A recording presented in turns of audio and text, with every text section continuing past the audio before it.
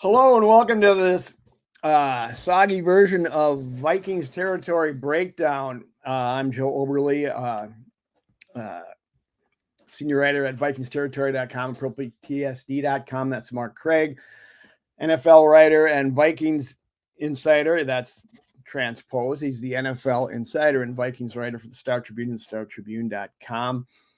Welcome, Mark. Mark, Vikings training camp, come rain or come shine. Well, not really. Yesterday they canceled their public practice, and instead of having a Viking ship, they need an ark out there at TCO. So yeah, we're not raising the next mailman and at TCO. The rain, sleet, snow. It's basically if it's sunny and nice. Well, they do practice when it's warm, so I give them that. But if it rains, there's too many Ferraris out there that slip and slide, and you don't want them to get hurt. So yeah, it's a different. It's not Bud Grant heading out in 20 below zero and playing at Midway Stadium. So you make a good point about but that they play when it's practice when it's warm, and that does now ever since Corey Stringer. I in the back of my head that always concerns me, and I have issues when it gets. I can't walk a golf course when it gets above 85 because I get dehydrated, and I just sometimes I see that they're practicing and they had a good practice, and I look at the temperature, and we've had some 90-degree days here already for these guys. So it's a concern for this team. Well, yeah, I mean, first they don't do. I mean, it's easy for me to say I'm not out there, but I am out there, but I'm not doing what they're doing. There's only one a day. It used to be in full pads twice a day. I mean, The thoughts of this now is like it's foreign to the players of today.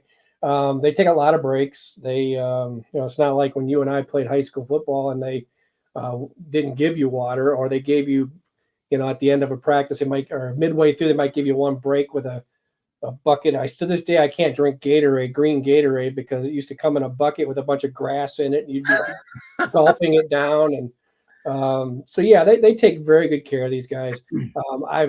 Some people have suggested that they're going a little harder this year. I don't really see it, but they're well taken care of, and they should be. I mean, it's such a year-round sport now. It's not the 60s when these guys were, like Lurtzema was selling insurance, and Alan Page was going to law school, and these guys are just, this is what they do year-round. Yeah. I remember 2 days in August where we would go to one practice in the morning, go have a few out, try to eat something. Then we'd all go to this place in Mankato called the Pit, where it was a spring-fed pond, Hinneker Pond in North Mankato, and swim and then go back and just to cool off, then go back for a second to practice. We didn't have water or Gatorade. God, you guys had it soft in Cleveland. Yeah, Gatorade, with dirt and grass in it. And I used to ride my bike home, and I'm sure everyone wants to hear all this stuff. So I used to ride my bike home in between practice and go home and try and get in the air conditioning. And it was like I lived a mile away. Came back one time, I hit a pothole in the parking lot, went over the handlebars, did like a road rash roll, and got up. I went to, now you couldn't tell them that you got hurt, so you're just picking rocks out of your back and putting your shoulder pads on. So yeah, it's back when we were young, Joe. Did you drive uphill to practice both ways? I rode my bike uphill both ways. There you go. That's it. There's the old man cliche. All right, enough of that. Enough of that chatter. We'll go to quarterback chatter, because we're going to be doing this on this show for until the first game, I guess, or until they announce a starter. But what happened, we were told this past week, is JJ McCarthy hasn't really lost anything since first week. In fact, he seems to be gaining. What's the latest on reps? I heard he had a bad practice on Friday, but over the weekend he was great. So what's going on there, Mark? Come on, give us the lowdown, because you're out there. There are as many opinions of what JJ and Sam are doing as there are fans with cell phones in the crowd. So you get it's entertaining to see, how much is read into like a play where, there's no pressure, or a play where there is pressure and the play is dead, but it keeps going, and, things like that. So, I'm on record, and apparently it's big, it's become like a big deal that that I say he's going to start week 1. I think he's going to pass Sam, and I think he's going to be ready. I don't think it's going to be too big for him, and he's going to start week 1. That's my guesstimation just looking at him. He's only played two. He has only played 2 snaps with the first team so far. This is Tuesday morning at 9:30.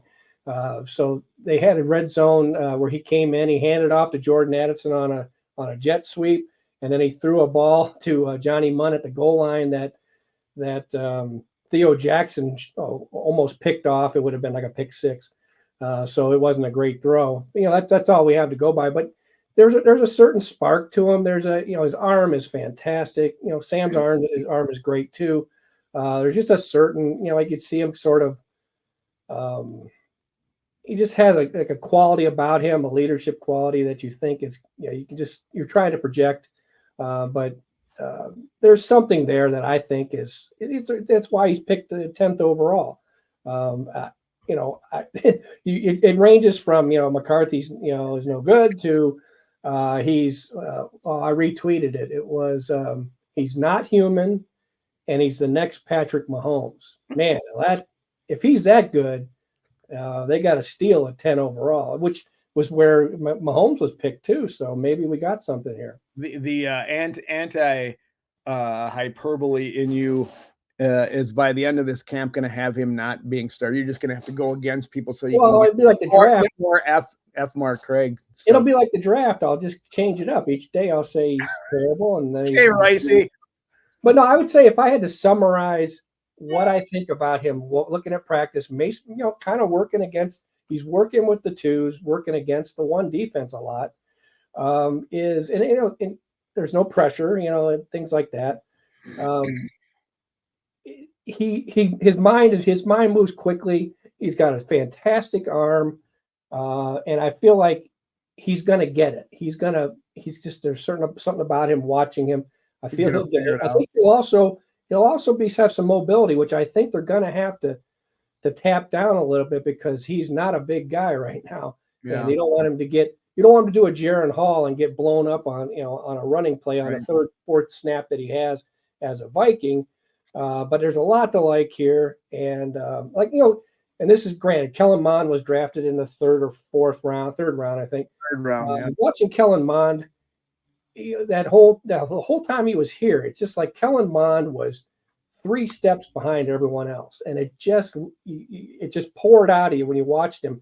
It's like this guy's just not fast enough, not physically, just processing wise to get it. And McCarthy, to me, look, he's raw, he's green, but there's a spark there that I like, and I think he's Sam is the veteran. He's a little more experienced now. He's a lot more experienced now, but he's still Sam Darnold. It's not like you're trying to pass Joe Montana here. It's if McCarthy is ready, he will start in week 1. There's not going to be like, well, he's ready, but we're gonna sit around for a while and blah blah blah. If he's ready and he can protect himself, he'll be the starter. Okay, that'll be our new thing. Crawl on the bottom. Can see how many times Mark says that because you've said that before, and that's the thing that tears it right there. You're not wrong about the hyperbole with all the different cameras.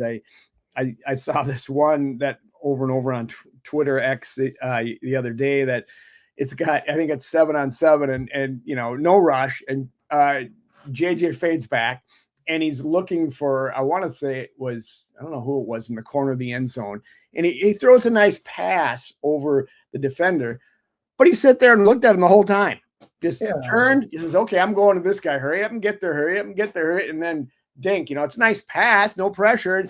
I'm not sure you or I could do it, but it's like, come on, we gotta let's let it play out here a little bit. Let's see how it goes. But yeah. Well, what is funny is that because it's open to the public, it's open to the media.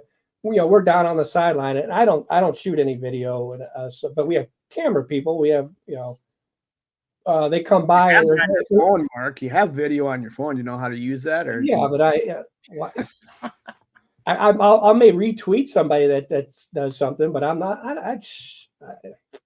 It's not my cup of tea to film a practice where they're not there's hardly any contact. But what I'm saying is that like there's only a certain amount of period that the media can shoot, video. The TV station can only shoot so much video, and then they come by, they walk by and say, "Okay, we're done shooting. We're done shooting." And then you look behind you, and there's 3,000 people with 3,500 cameras filming everything. Which it's funny. It's last year they put up on the big screen inside the TCO stadium about how people shouldn't do that because you're helping the opponents and all that stuff. You don't see it this year because I think they got made fun of so much that I don't think they went down, because it's not going to stop people from doing it. No. And frankly, who knows how many, I guess I shouldn't say it on for Vikings territory, but how many websites there are that do this stuff. And it's fun. I like, if you see a good video, there was one that they where McCarthy, play was clearly over, but then he found the tight end, Samus Reyes, which I'm doing a story on. He's a tight end from Chile. He's in their international pathway program. And I think that's actually was the one where they said he's not human and he's the next Patrick Mahomes. Nice. So my guy Samus. So it's fun to see the video. It's fun for the fans to have fun. I mean, the league is so lacks so much fun sometimes because it's just everything's so serious and everything. So it's good that the fans have a chance to film it and make their own opinions on stuff. If you're in putting in stuff you're going to install during the regular season right now, you're not using your head as a head coach. So they're just doing stuff. At some point, I'm sure if they are thinking about putting him in as the starter, they want to start giving him some plays he is going to see in the beginning of the year. But it is funny, how it gets to that. Do you think now they got to start giving him more time with the first string offense then? Well, yeah, he'll. I mean, that's they even said that's the plan. It's just, they did for whatever reason there were 2 snaps on. It was 2 snaps on Friday, and more over the weekend. I think they're practicing later today, Tuesday. So they'll probably be a little bit more because they Saturday. What did they do Saturday? Well, then it's obviously Sunday. They had a walkthrough, but it was closed to the media, closed to the public, and then Monday got rained out, and yeah. I mean, they're going to ramp it up. When he gets to Cleveland, there's probably that's your opportunity to, he's going to be playing in that game for sure. I would play Darnold too, but probably knowing it's this team's history, they probably won't play Darnold.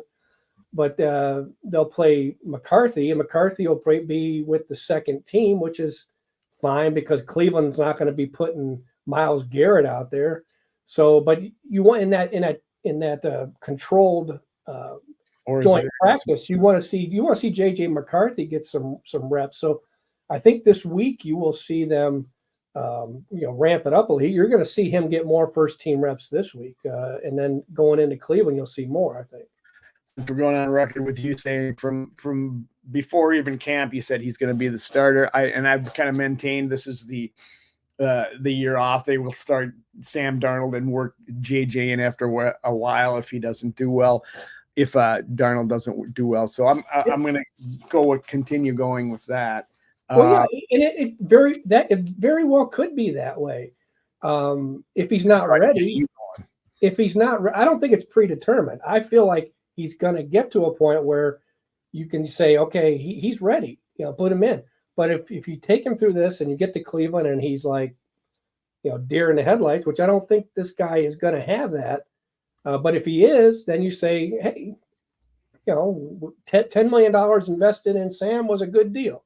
And let's play him, and let's not put a guy who's not ready out there. I just feel that he will be ready, and that's just a feeling. That's a gut feeling. Well, I'm sticking with mine just so it makes for interesting back and forth, and so I can say that you're wrong and I was right. If JJ is the starter, that makes Sam Darnold the most expensive backup in team history, maybe in league history. What do you think? I think everybody who plays today is the highest paid this, that, or the other. And next year, they'll be the highest paid this, that, or the other. And the year after that, cap's going up. I mean, guys are always, $10 million. I think Fran Tarkenton probably paid for a little less than, and I remember, was it Joe Namath? Of course, I was real young. I didn't remember it at the time, but Joe Namath was the first guy to make $400,000. And it's just, and that's why he went to the AFL. And he had the first quarterback guarantee in history. It wasn't a guaranteed contract. He guaranteed they were going to win. That's right. Yeah. He's in the Hall of Fame for that reason. And I'm old enough to have watched that game. You were probably still whatever. Super Bowl 7, my first memory of watching a Super Bowl. What's that? Super Bowl 7 was my first memory of watching a Super Bowl. I lost 50 cents. I took the Redskins, and my uncle took the Dolphins. He didn't tell me that the Dolphins hadn't lost all year. Vikings already had a Super Bowl loss by that time. If that is the case, what does that mean for old Nicky Mullins? He gets whacked, and Jaron Hall. There's still premises. JJ starts. Mullins or Darnold's the backup. Mullins gets whacked, and Jaron Hall to the practice squad. Is that how you see it? I think if you're ready to see JJ start, and you have part of being ready for JJ to start or McCarthy to start is going, okay, if he goes to New York, or we should say when he goes to New York and throws 2 picks and say they lose, can you weather that? And if the answer is yes, then you commit to him, not for the whole season, but you commit to him for more than one game. Then I personally, Nick, I've already said where I stand on Nick Mullins. I would have no use for Nick Mullins after just last year and just being so disappointed. And I mean, granted there was a game where he had a bunch of yards, but his inability to protect the football, if he would have just been, like I said, just been bad, they would have made the playoffs. And he was horrendous when it came to protecting the football. And I would go that route. I would have JJ, and I would have Sam Darnold, and Jaron Hall. And if you see something better than Jaron Hall, go get it. I would trade him for a 7th rounder, but I'm sure nobody wants to bite right now. Or maybe put him on practice. No, you don't do that. Anyway, so all right, I may put you on the spot there. I'll put you on the spot again. So if JJ starts, how does the Vikings record end up with the rookie at the helm? What do you think? Come on. It's a conditional pick. To me, I feel the same way kind of whether Sam starts or JJ starts. To me, it's either it's a rookie that's gonna, need some time and it's gonna be growing pains. Or it's Sam Holmes. Come on, man. Or it's Sam Darnold, and it's Sam Darnold. It's like there's no proof that he's going to be a winner. So I think either way they're in that, I think, Jeff Diamond and I were talking about this, and it was, I think he's on record, might even be for Vikings territory, saying they're going to be 9-8. And I said, I could see that. To me, it's they still feel like that 500, 7-9 wins one way or the other. And that's making a lot of assumptions on defense too, that they have a pass rush, that they have the ability to cover, that they're going to stay healthy enough. There's just no way that your governor I asked him to make a prediction when he was here last week. I think that was after our podcast. What's your prediction? He said 11 wins. He said 11 games. So he was very decisive, 11. But that means the governor predicts that they're going to lose 6 times. So I don't know. He may not be the governor for long. Maybe that's what I hear. Yeah. One last thing on the quarterback chatter. I saw a story and I didn't click on it. I shouldn't even be saying it, but the lead-in was Kirk Cousins says he would have considered the Vikings situation a little bit further had he known the plans they had we're going to have in Atlanta. They drafted, who did they draft? Penix or Bo Nix? Yeah, 8th overall. I mean, that was the soccer of the draft. So it's what are your thoughts on that? My thoughts are he would have taken the most money. I don't think he would have. I mean, he's not going in there. He's not. I don't think he's. I mean, Kirk Cousins has spent since high school has spent his with somebody pushing him or looking to replace him, and he's always bet on himself. And the guy has, like I said, his pen is going in the Hall of Fame first ballot because this guy has bet on himself time and time again, and he's made more money than anybody with his track record, I think, that ever made. Maybe I should take that back. Sam Bradford probably made, that was back when rookies made.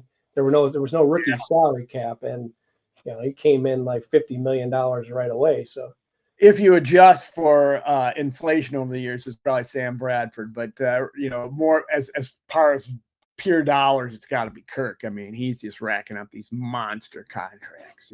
Yeah, and he's who knows how it's going to shake out there. He's probably. I can't imagine he would play in the preseason at all, even though he maybe needs to knock some rust off. But Kirk is going to be Kirk. He's going to give you. He's going to take you right up to the doorstep, and you're going to think it's there, and then you're probably going to hit the ceiling, and that's just. But he gives you that opportunity, I guess. The Vikings had clearly run the table with the most they could possibly take on investing in that dream. It was a pipe dream for them. Now it's Atlanta's dream, and we'll see what happens with it. I'm excited about McCarthy to see how he can grow and progress and see what he can do, and whether it comes at the first game or later in the season, I don't care.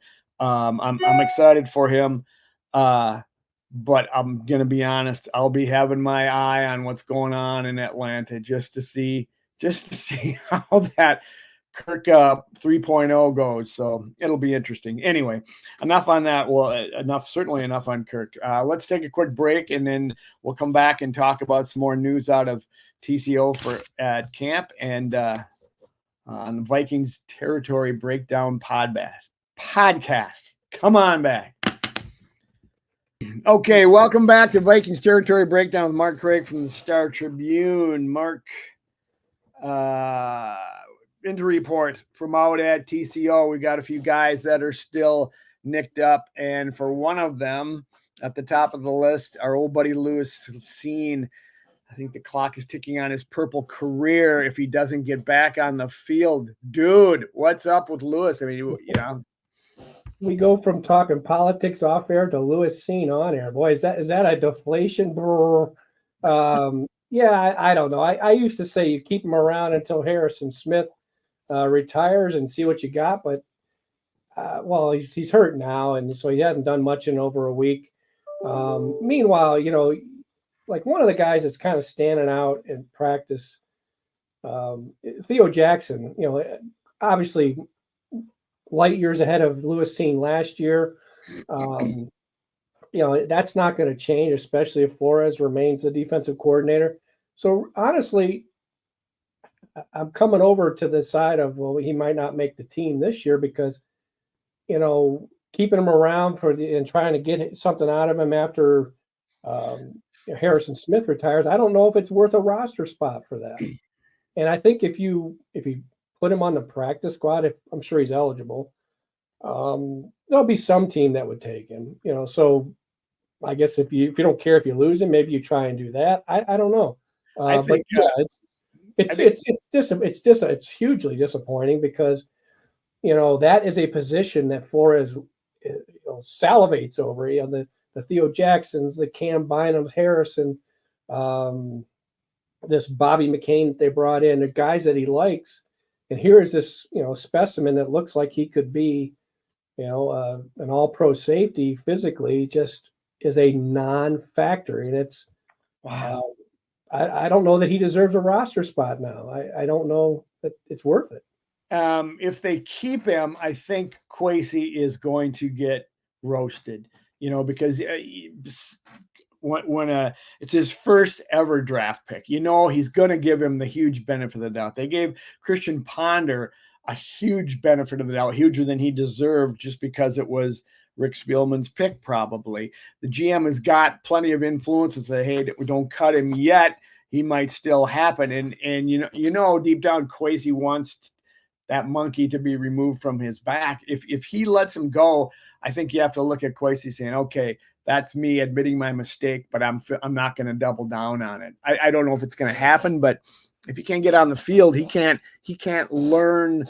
He can do mental reps, but he can't, put it together in the field if he can't get back on there. He's missed more time than he's made. I think him getting hurt, him getting hurt could actually end up, you put him on a injured reserve or something like that.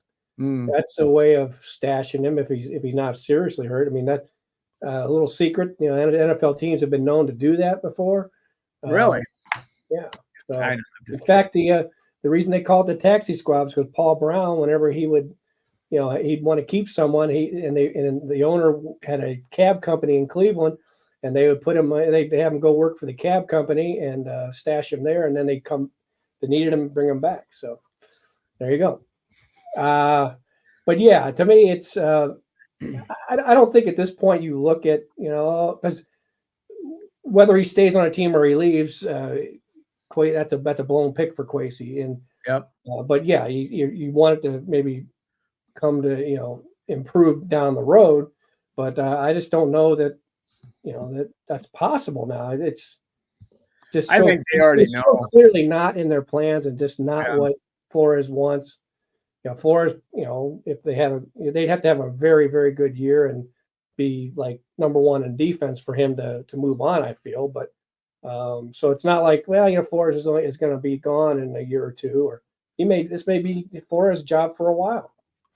You think so? I saw a quote I thought from KOC that he's just surprised he hasn't had an opportunity since he got here, to go somewhere. So I'm sure he knows. I didn't read the quote as a headline. I should have clicked on it. It was just the 1 year, and they didn't make the playoffs. And like if they had the year in 2022 last year and won a playoff game, then he probably would have got some attention.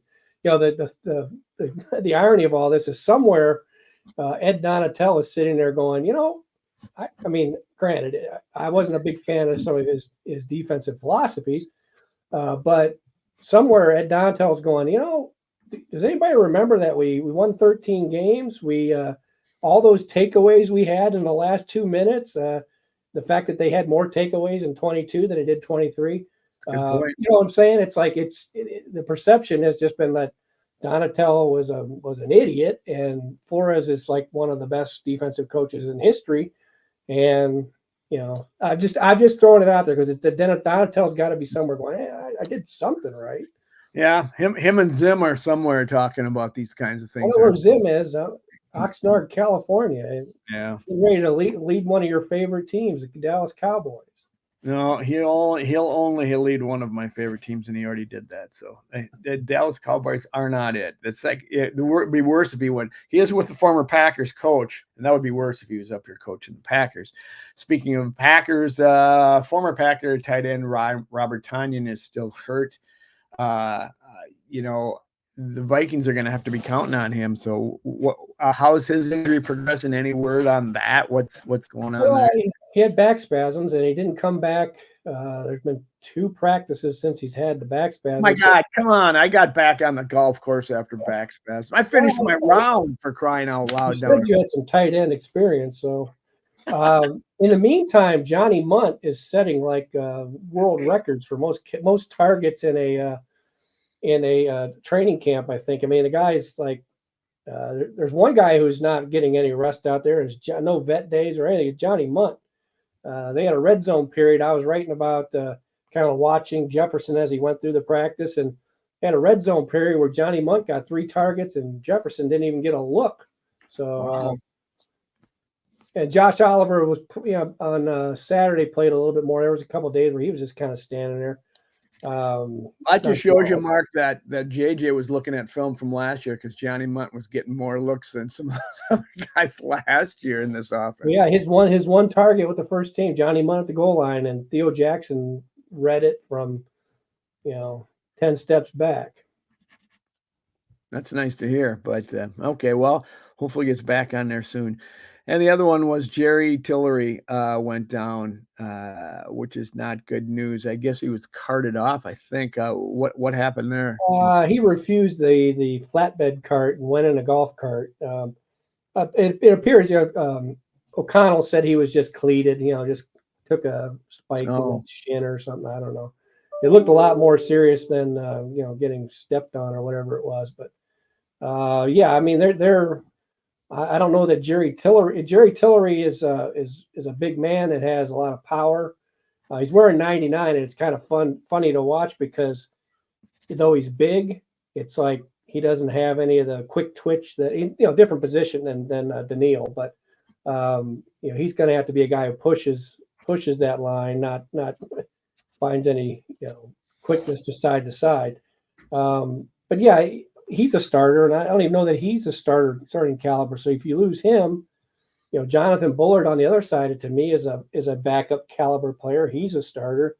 So yeah, they cannot afford to lose anything in there. What they got on the upside, over on the defensive side of the ball, anyway, there are a couple UFDAs that are shining out at TCO. In fact, to the point where you got in another Twitter spat with somebody about it. No, I'm kidding. It wasn't a spat. You were talking with Michael Collar. Oh, no. Yeah. He was going on about Ivan Pace, and you said, well, there's, about being top 5 or top whatever undrafted free agent. And you said, well, there's this guy like on the golf course somewhere saying, hey, remember me, Johnny Randall, Yeah. But that was Matthew Collar, who, I like Collar. He's got his own site now, and he has a good fresh mind for football, I think. And so he's kind of has a fun way of looking, or just a fun way to look at the game through fresher eyes, I guess, younger eyes. So he was saying, he mentioned, because the guys who have been getting some chatter are the linebacker, Gabriel Murphy. Yeah, Gabriel Murphy, and the cornerback Dwight McGlovern, yeah, who they say is called Nudie. I don't know if anybody's gotten to the bottom of why he's called Nudie, but those are numbers where you go, who's 59? That's Murphy, or who's 47? I don't know that they're not to the point of Ivan Pace last year. Ivan Pace by this time last year was like, wow, it didn't help that that the guy Asamoah was hurt by this time, but Pace was a guy like just constant motion here, and he knew what he was doing. He was small, but he was just kind of a force. And whenever you'd say, well, I want to see what he does in the preseason, then the preseason he was hitting people like a load of bricks. I don't know that we got that part with Murphy and McGlovern, but there are guys that are undrafted guys that you that turn your head. And I know that McCollar was saying, yeah, we'll be calling this for years the next Ivan Pace. And I'm coming from much farther back in time, they're saying, hey, I think we should call him the next Johnny Randall. People older than us would probably say, hey, we should call him the next Mick Tingelhoff. So there's this team does have a sort of a rich history of Adam Thielen. Adam Thielen. Marcus Sherrills he's the best punt returner in team history. Heath Farwell was a guy that made all Pro Bowl as a special teams guy. So yeah, it's there's going to be somebody in there that makes a team among the drafted it's guys. Really interesting too that the Vikings do have that. I mean, it's not just with Kwesi, but Kwesi's done well with picking up these guys at the tail end of the draft, and signing these undrafted free agents. If these two guys make the team and contribute, I mean, that just continues that ability. I mean, Kwesi, he's like me with my fantasy football team. I'll draft a team and do really bad at it, and then spend the first 3 weeks of the season signing people that didn't get drafted who are getting all the reps. So I got to hand it to Kwesi to not to keep grinding after the draft is done. Yeah, I mean that comes from the scouts obviously, and the coaches that have a lot of it has to do with special teams. It's guys that Matt Daniels falls in love with, and Ivan Pace also was a guy who should have been drafted at least on day 3 somewhere. He was not a secret. I mean, he was one of the best productive linebackers in football but he was just so small, and so nobody wanted any part of him as a draft pick. McGlover or Murphy is I think he's like 6'2", 250. He's a bigger guy. So yeah, it'd be fun to watch. And the need for special teams has always been there, but now with the kickoff rule, like one guy we haven't seen out there, he was on PUP, and don't even see him on the sideline anywhere. We need to start probably soon ask about is Najee Thompson. Najee Thompson is a guy that as a rookie was a fantastic special teams player, and now the kickoff rule is in, and he would be even more important. And I don't see how he makes how he's playing week one because we haven't even seen him yet. Yeah, it would be nice to get him back healthy and back on the field out there. Just stepping back real quick, I had a really good friend from my childhood who went by the name of Nudie and Nude, and still does to this day. For some people that haven't seen him for a while, and probably forgot his first name, but his stemmed from an incident where he didn't have any clothes on for some reason. I think when they were fishing or something. And he was running for. I don't know what it was. Maybe he was streaking back in the day. But yeah, so to hear that name makes me chuckle. That'd be my guess because Flores was asked about him and he said he goes by Nudie, and then someone said, "Well, why does he go by Nudie?" And he sort of said, "You have to ask him," something like that. So there probably is something there. Somebody has probably gotten. We'll have to, I'll check the clips here soon and see if anybody's gotten to the bottom of this. Right. Well, anyway, shout out to my old buddy Nude. So with that, we'll take another break. We'll have our clothes on the whole time, but we'll come back to Vikings territory breakdown. Hey, I made you laugh. Good. Okay. All right, folks, welcome back to Vikings Territory Breakdown with Mark Craig from the Star Tribune.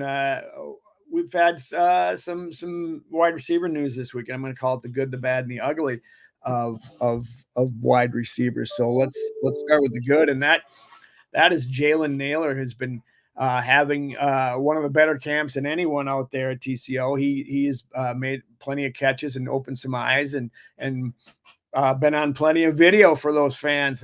Is he starting to look like the number 3 wide receiver to you, Mark? Yeah, I would say so. Brandon Powell comes in as the lead guy, I would think, that was, but I think, Brandon Powell to me, if you just look at what do you typically, sense what a 1, a 2, and a 3, and a 4, even a 5 looks like. Brandon Powell would be that guy. If you get 4 wides, you'd want him on. But if Jalen Nailor, he has all the ability in the world to do it. It's just that he's had injuries, he's had concussion and stuff like that. But I feel like if he stays healthy, again, health playing into this, he could be a guy. I mean, it's going to be different because you're going to have either a rookie or Sam Darnold, so your quarterback is going to be a lot more limited. So if you're going through progressions and stuff, you're probably not going to. It just doesn't feel like you're like. Everybody's going to get involved, but who knows? It could be wrong on that.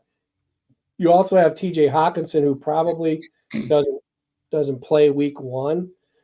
He looks fantastic running on the sideline, and so my feeling initially was, they put him on PUP and maybe not play him till week 7 or week 6, because then they'd come back after 4 weeks. They'd have a game and then a bye week, and then I thought, well, maybe then you play him after that, but. He's looking like a guy that you might just put him on the active roster and try to get him somewhere in those first 4 games because, you got the 49ers in there. You got the Packers in there. I don't think it's a guy, he's a guy that you're going to want to, I'll just, start him later. But, if you don't have him to start the season, that third receiver becomes more important. The Johnny Munts, the Josh Olivers. How does that all work out? Tunya's got the back now.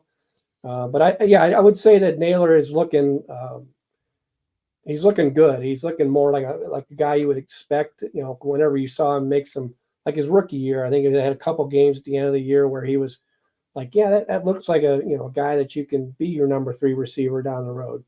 So I would say he's looking good. Nice to hear that about Hawkinson, but given what their history with how they treated Jefferson last year, I hear Hawkinson's just as important to that offense as Jefferson. So I'm thinking they'll err on the side of caution with Hawkinson, don't you think? In some ways, I mean Jefferson's the guy who's going to make the big plays and everything, but I don't know that you get as much out of Jefferson if you don't have Hawkinson, drawing attention the way he does. Because it's like if you get too much attention on Hawkinson, that opens up Jefferson for bigger plays. But if you put all your attention on Jefferson, then all of a sudden Hawkinson's going to catch 8 or 9 balls and he's going to keep you on the field. So the two of them together is they're both better having the other one on the field. The bad for the wide receiver, you have the good is Jalen Naylor. The bad is Justin Jefferson. No, it's not bad, but it harkens back to something that was bad. He's working real hard. Saw some stories yesterday about trying to avoid another hamstring. And when I look at the guy on this, on the field, and I look at how skinny those legs are, I'm sure those bands in his back of his legs are pretty tight. So,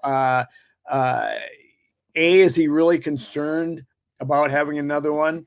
And B, what is he doing to try to prevent one this year? Well, I mean, he spoke on Friday, so we asked him everything from my first question was, is it hard to concentrate when you have squeaky 8-year-olds yelling "hit the Griddy" for 2 hours? And he laughed and said that the kids were getting him ready for the hostile crowds in Green Bay or on the road. But then he talked a little seriously about his hamstring and said he's it's in the back of his mind. He's scared that he would get another one, and asked what he's doing to combat that. He said, well, he had just come off they had an off day on Thursday, and the day before that he got a vet day. 25 years old, he got a vet day where he didn't do anything in practice, and he was saying that he thinks that's part of helping him, push the hamstring, push it, and then have a day off. Well, it ended up being 2 days off. But he's also, he said, eventually I'll get to where I'm not thinking about it because I'm making it stronger, so strong that I won't have to worry about it. So it's, I guess it's good that he's paying attention to it, which means he's got people, working on it. I mean, Randy Moss hurt his probably in year, it was down at the Superdome in like 2004, I think. So that would have been like 7 years into his career when he had one. First time he had any kind of injury. And I think he tried to play through it as a decoy the next week and couldn't move at all. Right. So, I think even since 2004, times have changed. There's ways of training these guys to try to avoid it. It's not foolproof. It could happen. But my guess is it probably will not happen because, well, part of why it happened for him was he slipped on the turf at US Bank Stadium. Yeah. So I think they're putting new turf there too this year. So maybe that helps. I don't know. Yeah, it can happen anytime. I pulled one. This is more relating my experiences to NFL players. I was going to the Timberwolves game last season and started quickly to get across the street going against a red light, and it pulled, and here I am with a hammy and people coming off the highway down to hobble off. I'm older than 25. When's my vet day, Mark? Come on. You should have just laid down in the street and had someone would have come out and run and take care of you. I'd be dead. I will say this: it was just the minor's tweak, and it takes forever. Those things, I had one on this. Tells you how long ago it's been playing softball and running to first base. I never had anything when I played in high school, any kind of sports. But when you got out and you're in your late 20s and you're doing things you think you're in your teens, running to first base, I thought someone hit me with something. I thought that someone shot me, and then it's like, of course, we don't do anything. We didn't we don't have a Tyler Williams or someone to get us through this. We had to wrap it up, but yeah, 2 years later that thing was hurting. Yeah, it's amazing, and they can go off the freakish thing. So I'm glad he's thinking about it, and I hope he never puts it into his Griddy again. What? There's our connection. You know, you, me, and Justin. We're just three athletes talking hammies. That's right. The ugly for the wideouts. I think we all know what that is. Jordan Addison is charged with 2 misdemeanors: DUI for alcohol and driving with a blood alcohol level of 0.08. Above 0.08. I'm sorry? Above. Yeah. We know it was above. Possible sentence could be 6 months in jail, $2,000 fine, or loss of his license for 6 months. And he could be suspended for 3 games by the league this year. So Jalen Naylor playing well is a big deal. You know, I want you to comment about it, but I also want you to point out he's got a court date on October 7th about this. The Vikings are in London October 6th. Does that mean he doesn't go to that game because he's got to stay back here and go to date because of? No, I would imagine his attorney goes to that. You know, I would imagine his attorney goes and represents him. I'm not sure. Or they move it. Yeah. Can't imagine he's going to miss a game because of that. But yeah, whenever you're asleep on the highway and they knock on your window and tell you that's not something you should do, my guess is it's considerably higher than 0.08. I think the 3 games could be a first-time offense without mitigating circumstances. I don't know what their investigation is going to turn up. You know, the getting the 140, the ticket for 140 the year before there was no alcohol or weapons or drug charges for that. I don't know if that factors into what they'll do. I've said before that I think it'll start at 3 games and probably be reduced to 2, but maybe it's 4 games and it gets reduced to 3. Either way, he's gonna miss some time, and I would imagine in order to make it fair, you know, that if a guy has this happen this year, he should be punished this year. So, you know, do they do it to start the season? You know, if they do it to start the season, then man, you're going to be down Hawkinson, you're going to be down Addison. It's not going to be pretty. You know, if I was the Giants or someone, I'd be like, hey, you know, don't wrap this up in week 4 or whenever, you know, someone else doesn't have to face him. So, you know, I don't know. I mean, the legal process has to play out. So, and if he doesn't have an appointment, if he doesn't have something till October 7th, maybe it is later in the year. You know, he could plead guilty and get the thing moving if he wanted to get it out of the way, I think, at some point. But I suppose he doesn't get to enter a plea until that first court date either. So or no contest. I mean, we've seen these things play out different ways, but I think the bottom line, however it plays out, you know, he won't do any jail time. He'll probably have community service, a fine, and he'll miss, I would say, at least 2 games. I hope he learns his lesson here because there's 2 strikes on this dude now, and a young guy and a great guy, great addition to this team. I hope he just pulls it together and starts, you know, using his head more in these situations. So we'll figure it. Because the next one you're talking big time. You're talking half the year or year or whatever. Yeah. You know, so hopefully he said he got the message when he was doing 140. We were all kind of chuckling about, you know, boys will be boys, or, you know, young people will be young people. You know, this one was a much more serious, hey, you know, you said all that stuff last time. This time you have to mean it. And if it's a case of where he needs help, then get the help. You know, exactly. If it's a case of just being a young and stupid, then, like Dr. Phil says, don't do that. On a brighter note, not wide receiver related, the new Vikings new kicker Will Richard had a very good day on Saturday, I heard. Yeah, I don't know why they didn't keep moving him back. I mean, he hit I think it was 5 for 5 or something, and they kept moving him back. He hit a 58-yarder. Nice. That cleared the top, you know, third of the uprights. I don't know. Again, you know, there's no rush or anything, but he did it, and I'd say it would have been good from, I don't know, it would have been an NFL record hit, Joe. But yeah, then they stop, and it's like, come on, keep going. Yeah, maybe you don't want him to. You'd hate to go back. you'd hate to go back to 70 and have the kicker on the ground with a hamstring. So yeah, Right. maybe that's why I'm not in charge of the kickers. Vikings are heading to Cleveland for some joint practices. When does that take place? And our old Cleveland guy, Mark Craig, is joining them down there. So tell us about that. Yeah, they're going. They practice next Wednesday and Thursday, and then an off day, and then they have a game on Saturday. So in the meantime, I'm going today to Oxnard, California, to have a little chat with Zim and Eric Kendricks and see what they're up to. Wow, that's interesting. We'll have to look for that in the Star Tribune. One guy that won't be playing in Cleveland when they get there next week is our old buddy Zadarius Smith. He went out. He got carted off the field yesterday. I thought I saw a knee injury, but I don't follow their injury parts. Yeah, I mean he's 31.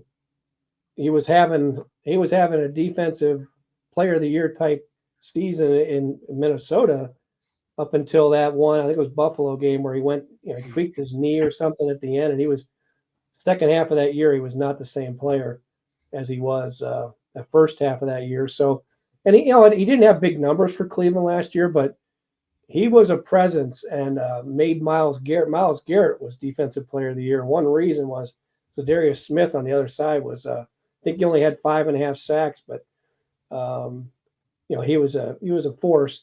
And looking at it from O'Connell's standpoint, that's you put so much into these joint practices, and you value them, and you tell your players how important they are. It would have been good to have Zadarius and Myles Garrett both coming at JJ and Sam Darnold.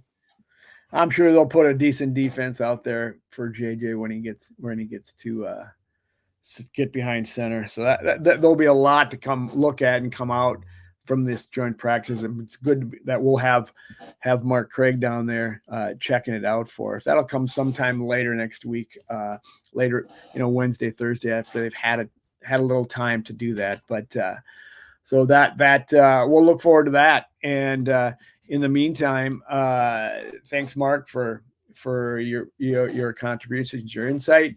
Have a fun trip to Cleveland and to LA with old Zim and can't think of his name. Yeah. I'll look forward to reading that piece because Zim might have a little salt he wants to spread in the copy. Yeah, he might. We'll see where it goes. He might be like not wanting that attention right now, I think, but we'll see. That's true. Thank you. Thanks, Mike Waldem, for behind the scenes for producing. Thanks, Joe Johnson, for creating this whole thing. And thanks to everybody else for tuning in each week. We sure appreciate it. We're getting closer to the season. We're not there yet, so we got a lot of chatter yet to do. Come on back next week, and we'll do it again. So until that time, thanks, and skol, baby. Skol.